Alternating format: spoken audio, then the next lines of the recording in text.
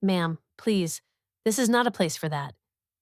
The manager's voice cut through the room, colder than the sterile white lights overhead.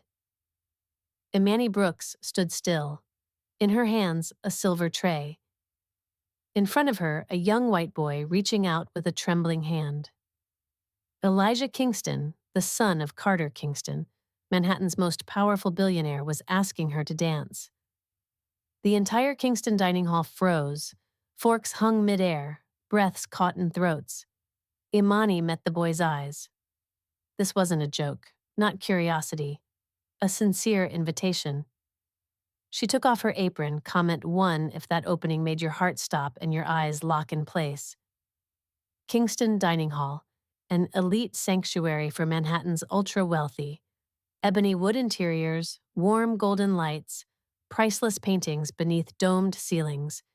Every corner meticulously crafted to project exclusivity and exclusion. Waitstaff here weren't allowed to speak more than 3 sentences. Never to cross the central floor's boundary, and under no circumstance were they to disturb guests. Imani had worked here for 5 years. She'd learned how to disappear, how to bow quietly when they mispronounced her name, how to smile when someone touched her back without asking. But today, for the first time, she'd been invited onto the floor. Imani Brooks, 40 years old, a black woman with calm eyes and a deliberate, unhurried stride. Beneath her server's uniform was the heart of a former graduate student who once wrote a thesis on movement therapy. But life pulled her from grad school, caring for a terminally ill sister while working 3 jobs to stay afloat. Carter Kingston, CEO of Kingston Holdings, white, cold, controlling, raising his son alone after the accident. To him, people were just personnel data. Elijah Kingston, 10 years old, legs braced in metal, eyes full of words no one heard. He hadn't danced since the accident stole his confidence. And his mother. Imani, step away from the child, right now. Manager Thornton barked the order, eyes flicking to Carter, seeking silent permission to erase the incident. Carter didn't speak. He didn't have to. One glance from him said enough. Stop this. Elijah's hand still reached out, shaking but refusing to drop. His eyes darted, then locked onto Imani. He stepped back slightly, afraid he'd be rejected, his body trembling, caught between hope and fear. Imani glanced at Carter, then met Elijah's eyes. Inside them was not a plea for a dance, but a plea for a chance to lead. I can't dance while wearing an apron, she said, removing it and placing it on the tray. The restaurant held its breath. The soft notes of a piano began to play. Elijah gripped the side of a chair, breathing hard. One foot touched the ground, then the other. His eyes searched the room, then found Imani, standing ready at the center of the floor. Left foot forward, slow, heavy. The metal brace scraped against the polished stone, a harsh sound breaking through the gentle rhythm. Imani didn't pull him, didn't lead. She simply adjusted her pace so she wouldn't move ahead. He made it 2 steps, then froze. The braces clanged, clang, jarring the silence. Imani didn't move closer. She simply turned, stepping lightly alone as if the dance floor belonged only to her. And only then did Elijah step forward again. They moved like 2 heartbeats syncing together. No choreography, just the instinct of a child, trusting for the first time. A woman at a nearby table whispered, "She's getting fired tomorrow." The man across from her raised his phone to film, but no one dared break the spell. Only the sound of metal on stone and the gaze of every eye filled the air. Carter stood, expression blank, but in his mind he saw Elizabeth, his late wife, once telling him, "It's not about perfection, Carter. It's about connection." Imani didn't know that. But she had just done what no top therapist in the country could. She unlocked the one memory Carter had buried deepest and made him feel wrong. For the first time in 2 years, through all the rehab and counseling, Elijah wasn't obeying commands. He was leading, and Carter had no command to stop him. As the music faded, Imani softly said, "Thank you for inviting me." Elijah gave a tiny smile, a smile Carter hadn't seen since the accident. Imani turned to leave, but Carter spoke. "Wait," she stopped. "Your full name," he said, voice low, gravelly. "What is it?" "Imani Brooks." He nodded, repeating it slowly, branding it into memory. Imani Brooks. Then reached into his suit pocket and pulled out a business card. "My office, tomorrow, 10 a.m. The restaurant was stunned. Imani took the card, her hand trembling, not from fear, but from knowing. Being invited to dance was one thing.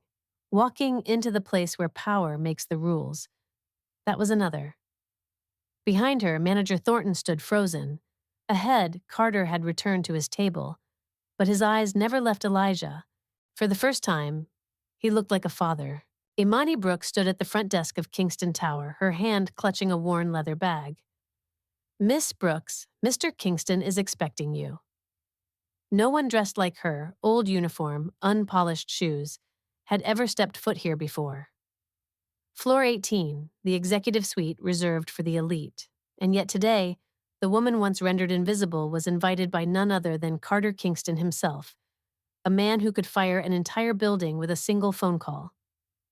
The glass doors opened, thick carpet underfoot, mirrors reflecting every flaw, and in the center of it all, her. No makeup, no mask.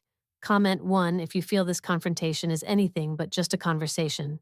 Kingston Tower, Midtown Manhattan, where numbers decide the fate of global empires, where every inch quietly declares, if you don't belong here, you'll know instantly.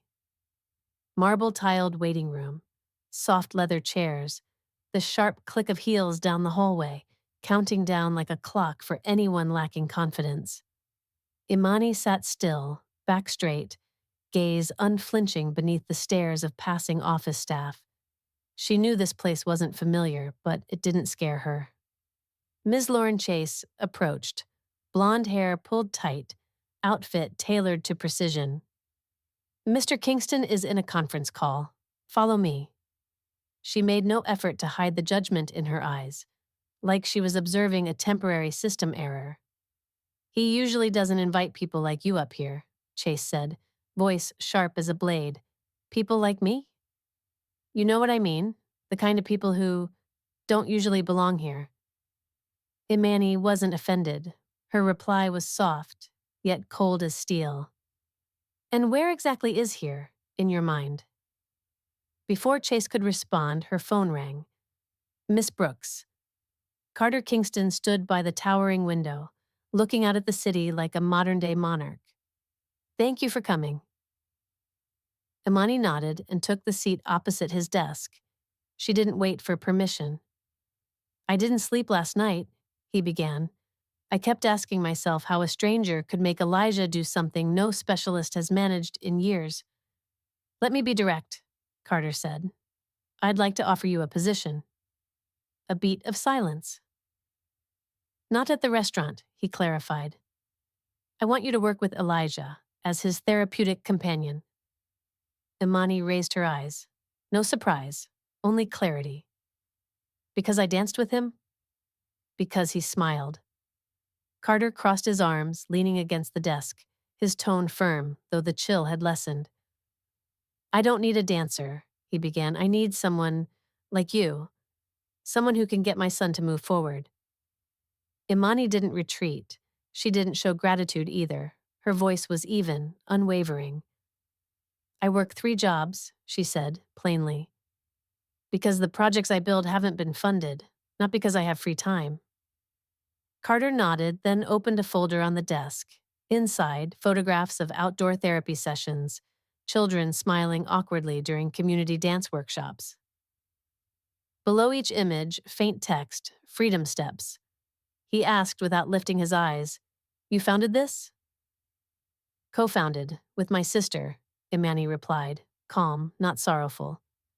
He flipped the page, budget breakdowns, funding proposals, rejection letters stamped and signed. One signature, his own. He looked up, frowning. You knew who I was at the restaurant? From the moment you walked in, Imani replied without hesitation. And still chose to confront me? He asked. Not angry, just intrigued. Imani offered a faint smile, one that belonged to someone who understood power all too well. That's exactly why. Carter studied her closely, calculating like a man solving a high-stakes equation. His voice was low, deliberate. I can pay you 5 times your current income, he offered, fingers tapping the glass desk. No restrictions. You'd have full freedom to work with Elijah however you see fit. Silence settled in. Imani sat quietly, then shook her head. Her voice wasn't loud, but it rang clear. No. Just one word, but it sliced through the room like a cold blade. Carter squinted, tilting his head in disbelief. You're turning down the solution to all your financial problems. For pride? Imani held her gaze steady, voice soft but forged in iron. It's not about money. It's about how you approached it. She leaned forward, tone still calm. Elijah doesn't need someone paid to fill a void. He doesn't need a hired performance of care. He needs a space where he can rediscover his own rhythm. Carter fell silent. That answer wasn't in any scenario he had prepared for. Imani ended it, each word like a gavel strike. I don't work for people who see skin color or struggle before they see skill. The AC hummed steadily. But in that room, power had shifted. No longer an offer, no longer a superior hand. Imani stood. Your son doesn't need another specialist, she said, opening her bag and pulling out a business card. He needs to learn how to lead himself. She placed the card on his desk. Freedom Steps, Tuesdays and Thursdays. 4 p.m., first sessions free. Carter stared at the card like it was a riddle with no answer. I didn't come here to ask for a job, Imani said, her voice steady. You invited me. And with that, she turned to leave, not as a subordinate, but as the one now setting the rules. Ms. Chase waited outside, eyes scanning, but Imani walked right past her without a glance. Inside the office, Carter stood frozen beside his desk, hand resting on the small card. No gold trim, no luxury logo, but it made his entire empire feel unsettled. On the card were just 3 lines, freedom steps where you learn to follow your rhythm. Your rules. There's a Bentley parked in front of the center. Asha Brooks burst into the reception area of Freedom Steps, eyes wide. Imani looked up from the class registration book, calm and unrushed. He's here. Through the window, Elijah sat in the back seat, face tense. At the wheel, Carter Kingston remained frozen, hands gripping the steering wheel like he was bracing against a storm inside. He's not going to come in, Asha whispered. Men like him don't go to places like this. Imani smiled, her eyes locked on the luxury car. Don't underestimate the power of a child who knows what he wants. Comment 1 if you believe some children are strong enough to pull grown men out of their ivory towers. Freedom Steps operated out of a repurposed warehouse in South Bronx. No mirrors, no uniforms, no report cards. Just soft music, warm lighting, and bodies moving in their own unique rhythm. Children in braces, on crutches, some in wheelchairs. But here, no one was fixed. They were heard. Handwritten slogans covered the walls. Every move counts. Your rhythm, your rules. We follow when you're ready to lead. Carter stepped inside, cashmere sweater, Italian shoes. Everything he wore did not belong here, but his eyes focused on just one thing. Elijah, stepping into the group of children. Asha Brooks, Imani's younger sister, co-founder of the center. Quiet, sharp-witted, always wears a hijab.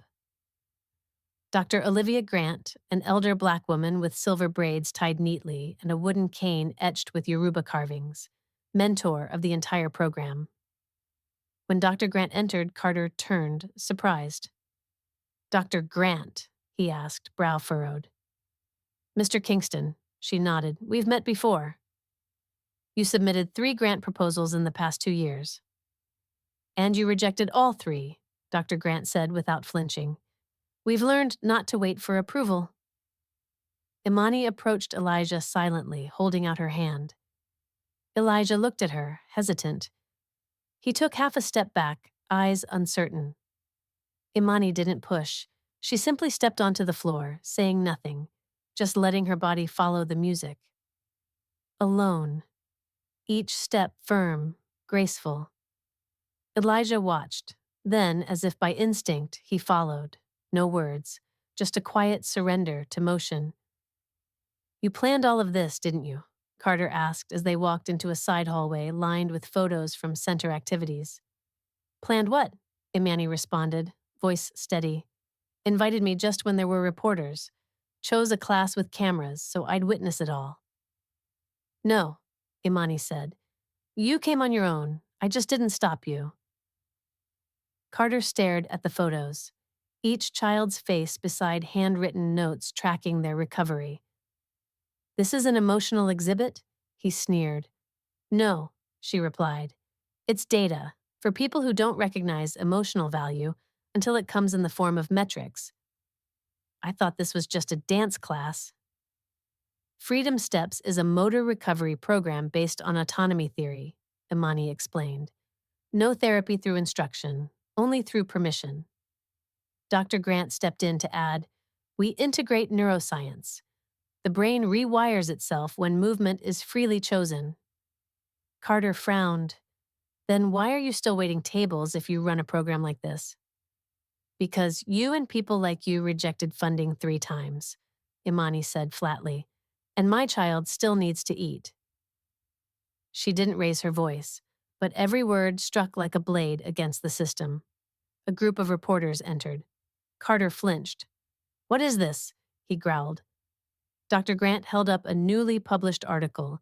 Revolutionary rehab model, led by Black women, shows groundbreaking results. We released our pilot study findings, she explained. Today is the demo. Carter turned to Imani, voice low and tight. You used my son for PR? You're wrong, she said. Elijah wasn't used. He chose to step forward. I simply followed. Carter clenched his fists. For the first time, he wasn't in control of the narrative. A reporter asked Carter, did you know your son is now living proof of this method's success? He didn't answer. His eyes locked on Elijah, now twirling gently in rhythm alongside a girl in a wheelchair. Imani stood behind him, silent, no signals. Elijah was finding his rhythm, on his own, no corrections, no permission needed. You still think this is just a dance class? Dr. Grant asked. Carter shook his head, no longer certain of anything. At the end of the hallway, a large empty frame hung on the wall. Below it read, The future, 500 children a year instead of 50. Carter stopped. What's this space for? He asked. For the full-scale rehab center we're going to build, Imani said. If someone dares invest in what can't be measured by ROI. He turned to look at her, not as a CEO facing a subordinate, but as a man learning the power of listening.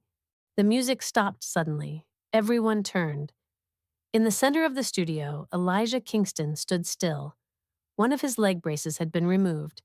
His hands trembled, but his eyes blazed, as if he had just found something no one could take from him.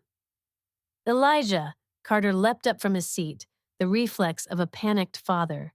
But Imani placed a hand on his shoulder, light as wind, firm as stone. Don't, she whispered. Watch. And in that breathless moment, the boy lifted his foot. One step, wobbly, imperfect, but it was his. Comment 1, if you believe the first step doesn't need to be perfect, it just needs to be your own. It was Freedom Step's first media showcase, but no one expected a moment like this. The room wasn't large, but it held nearly 24 reporters, several potential donors, and one investment mogul, Carter Kingston. Walls lined with children's photos, recovery notes, and a banner that read, Your rhythm, your rules. Camera flashes blinked like lightning, yet no one spoke. Elijah balanced in place, arms spread slightly like wings learning to fly. His legs, no longer bound to the floor, were trying to move, however slowly. No guidance, no support, and no one dared to stop him. Elijah Kingston, 10 years old, once labeled incapable of voluntary movement. But on this day, he didn't need belief from anyone, only from himself. Carter Kingston, the billionaire who had rejected funding Freedom Steps 3 times, now seated in the crowd, cornered by the gaze of the press. Imani Brooks, the woman standing quietly behind it all, offering no speeches. She had allowed this moment to happen by refusing to interfere. Everyone waited to see, what would he do now? Because from this moment on, silence would no longer protect anyone, not when truth was walking on 2 small feet. Mr. Kingston, do you have any comment on the fact that your son is recovering through a method your company rejected 3 times? The question came from a black female reporter in the front row, sharp as a needle. Carter turned to Imani. You planned this too? No, she said calmly. I just didn't hide what you refused to see. The camera lights shone directly on him. No PR team, no prepared statement, no script. And in front of the lens, he was no longer a billionaire. He was a father who had just been overtaken by his own son's will. Carter stepped out of the spotlight, following Imani into a side room. Inside, a large wall was covered in photos. Children taking their first steps, each labeled with a date, type of neural injury, and recovery progress. This wall, what is it? He asked. It's the reason we kept going, Imani said, even after being rejected 3 times. At the end of the wall hung a blank frame. Below it, the ones who still wait. We have 500 more children who need a place like this, she continued, but we can only serve 50. Carter fell silent. No spreadsheets, no investment models. Only truth. Applause rang out from the main room. Carter turned and rushed back. Elijah stood in the center, surrounded by the other children. Face flushed, breath uneven but smiling wide. A reporter approached. Mr. Kingston, we need an official statement.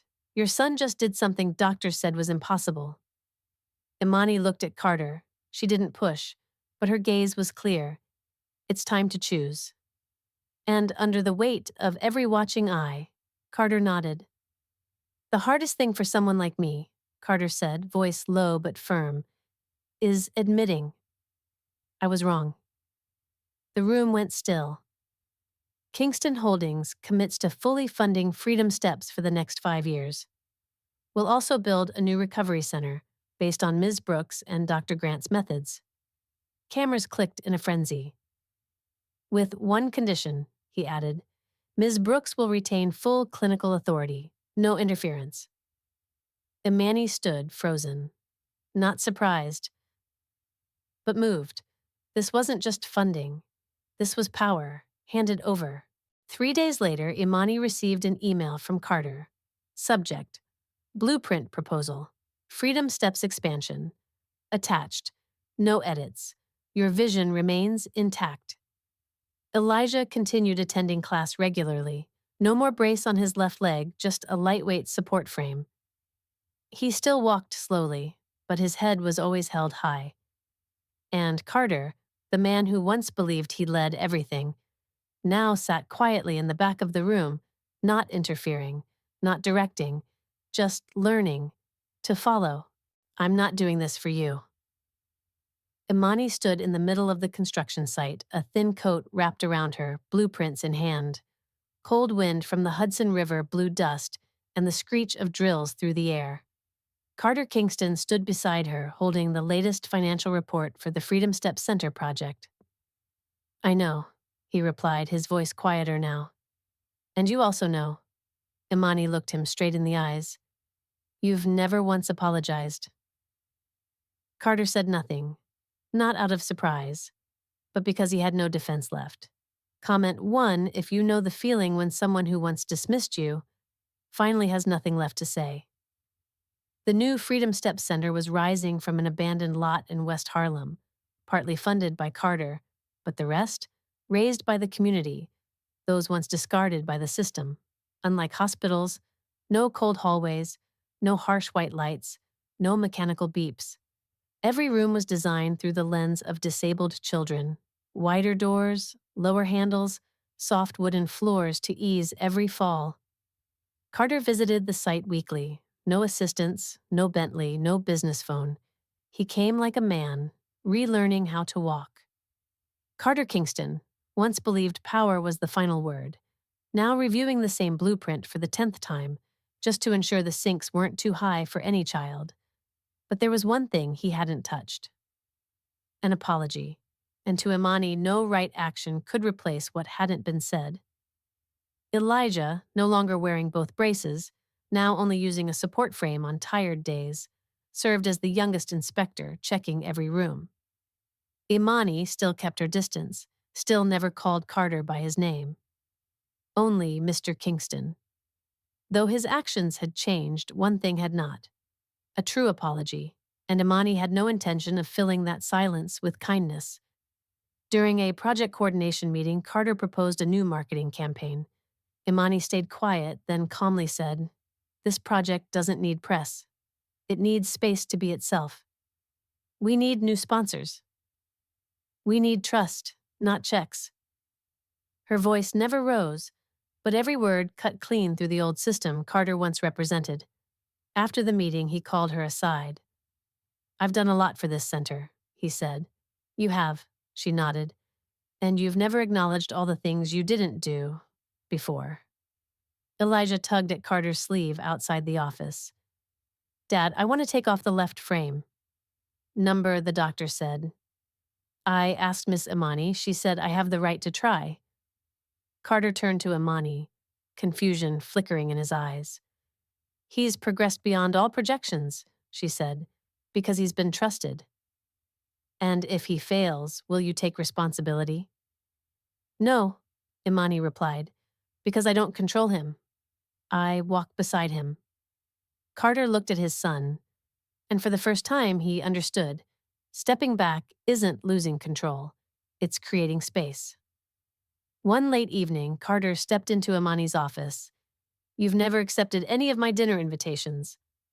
"Because I don't believe we eat the same kind of bread," she replied plainly. Carter sat down, no files, no business pitch. "I've changed, I've learned, I've funded, I show up." "You're compensating, not apologizing." Carter froze, then finally spoke, slowly, truthfully, without armor. "I'm sorry, Imani. Not just for turning you down, but because I once believed you were just a waitress."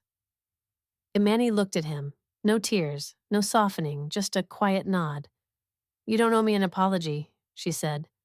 "I forgave you long ago." "Then, for who?" "For Elijah, so he grows up not believing every wound needs someone powerful to heal it." Carter exhaled, like unloading a decade's weight. As he stood to leave, Imani called out, "Next time, if you want dinner, I know a spot in the Bronx, fried fish sandwiches, no one calls anyone CEO there." 2 weeks later, Carter showed up at a community meeting with families waiting to enroll in Freedom Steps. He didn't sit at the front, no name badge. He sat in the last row beside a single mother clutching an application for her daughter with paralysis. When the girl was invited to speak, Carter was the first to applaud. Imani watched from afar, then turned away. No words exchanged, no confirmation needed. Because by then Mrs. Brooks already knew, the man had finally learned how to walk behind and still remain himself. And for Imani, that was enough. Imani Brooks stepped into the spotlight, but it wasn't the kitchen lights of that old restaurant. It was the main stage of the national launch of the first ever Freedom Steps Recovery Center. Below her, hundreds applauded: journalists, parents, children, healthcare officials. And even the man who once rejected her, Carter Kingston, now seated quietly in the second row. Imani didn't tremble. She didn't lower her head.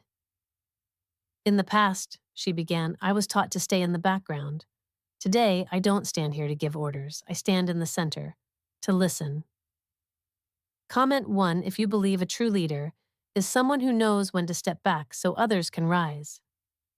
The new Freedom Steps Recovery Center was built in the heart of Midtown, on land once abandoned by a former medical conglomerate. The building was designed as a spiral, symbolizing a brain in the process of healing. No gated reception desks, no closed offices, only open hallways, naturally lit classrooms, and glass-walled movement rooms facing the park. Every child had a personal locker, with their name written in chalk on the classroom wall. Freedom Steps wasn't just a place for therapy, it was a place where every child could exist without needing permission. Elijah Kingston, now brace-free. Wearing a Freedom Steps t-shirt, he stood among three other children, beginning a short, freestyle movement sequence. Shoulder rolls, small steps, arms wide open. The hall fell silent, not because of any stunning choreography, but because every movement reminded them this was once declared impossible by traditional medicine. Carter Kingston, no longer seated with the major donors. He sat beside a single mother whose son had just joined the program. He didn't need the spotlight anymore. He had learned how to step back. A reporter approached Carter during intermission. "Do you regret turning down funding for this method in the past?" Carter looked toward the stage where Imani was awarding certificates to community advisors. Most were Black, immigrant, or living with disabilities. "I don't regret saying no," he said. "I regret not listening sooner." The reporter hesitated, surprised by the honesty. "She wasn't just right," Carter continued. "She taught me something more important than being right. She taught me how to follow the right people." Imani entered the expansion funding room, where healthcare executives were lined up to invest in the model. One CEO proposed, "We're ready to fund the whole rollout if the program is standardized into the national therapy system." Imani looked around, at faces just like those who once dismissed Elijah over a single diagnosis. "No," she said without a second of hesitation. "Freedom Steps wasn't born from the system. It was born because the system failed." A consultant leaned in and whispered, "You might lose the biggest deal of your life." "And keep the greatest freedom of my life," Imani answered. At the expansion signing ceremony, instead of contracts with corporations, Imani announced a new memorandum of partnership with 12 local communities across the U.S. No strings attached, no outside control, only a promise of in-community training and full ownership of treatment methods. She turned to Carter, his expression quiet, as if seeing the very thing he once feared, a generation that no longer needed approval from people like him. "You once asked why I didn't take the money you offered," Imani said. "Now I understand," Carter replied. "It wasn't me you rejected," she continued. "It was the world's definition of help I no longer accepted." 3 months later, Freedom Steps opened 2 more centers, one in Oakland, one in Detroit, each led by former participants, people once excluded for not meeting clinical qualifications, now leaders of transformation. Elijah? He now led the teen media team, teaching others how to document their recovery journeys through video and podcasts. Carter? He no longer gave speeches, he simply showed up, took notes, listened. He once controlled the money, now he held the door. So others could walk through. At the central office, Imani mounted a plaque on the newly painted wood wall. This center was not built by permission. It was built by persistence. Elijah stepped in, holding a sketch, a blueprint for the next center, his own design. "I was thinking," he said, "we could add a little outdoor stage for kids to show off their first steps." Imani looked at the drawing. "And who's going to lead that?" She nodded, no words needed. Because sometimes the most powerful thing isn't leading, it's knowing you're on the right path, with the right people. "People ask me why I never stand behind the podium," Imani Brooks said, scanning the National Assembly. Hundreds of healthcare, education, and community leaders listening intently. "Because I don't need to direct. I just need people to hear the footsteps." This wasn't an ordinary conference. This was the first ever Freedom Summit, a national gathering organized by Freedom Steps, not under a hospital banner, but as a movement built from community-based recovery. From a waitress once forbidden to step onto the floor, today, Imani needed no permission to stand at the center of the system. Comment 1, if you believe no one should need permission to be present where they belong. The Freedom Summit wasn't held in a five-star hotel. It took place in a community center in Atlanta. Rows of folding chairs, every presentation slide backed by lived evidence. No doctors in lab coats, no official review board. Just children, parents, and recovery coaches sharing stories without jargon, without gatekeeping. Drawings by Freedom Steps. Participants lined the walls in bold, handwritten letters. We don't adapt to the system. The system learns from us. This wasn't a program anymore, it was a movement. Elijah Kingston, now 11, media advisor for Freedom Steps. He spoke to the crowd with confidence. I used to be afraid to walk, now I teach others how to find their balance. Asha Brooks, once the one who stepped back so Imani could rise, now leads the community training model based on peer-led coaching. Dr. Olivia Grant, once denied federal grants, now a senior advisor to the U.S. Department of Health, and at the center, no elevated seat, no assistants flanking her, Imani Brooks, the woman who led the entire system here, not with power, but with unwavering clarity. At the close of the summit, a health department official took the mic. We'd like to integrate Freedom Steps into national health policy, on the condition that the methods are standardized. The room went still. All eyes turned to Imani. She rose. Calm, unrushed. We've standardized people long enough, she said. This is where the system learns not to apply old metrics to new experiences. Some applauded, some frowned, but Elijah's eyes lit up. Because he knew, his mother wouldn't back down. Imani didn't reject the offer, she rewrote it, in a way no one had dared before. Her proposal, government funding, but zero control over program content. Each site must employ at least 40% former participants as staff. Centers won't be named after donors. They'll be named after the first child who takes a step there. This is not a brand, Imani said. This is a promise. No one argued, because her clarity left nothing to debate. At the end of the summit, a reporter asked, Ms. Brooks, if you could summarize the biggest lesson from this journey, what would it be?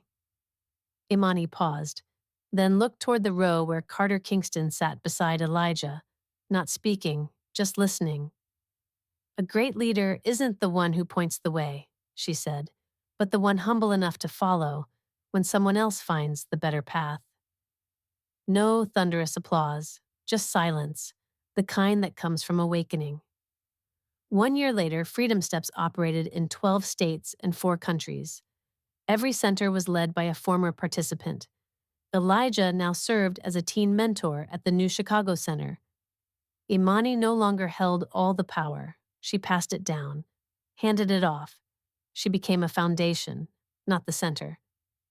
Carter now oversaw finance, reporting to a board composed of parents, disabled youth, and community advisors. Freedom Steps no longer belonged to Imani. It had become a collective legacy.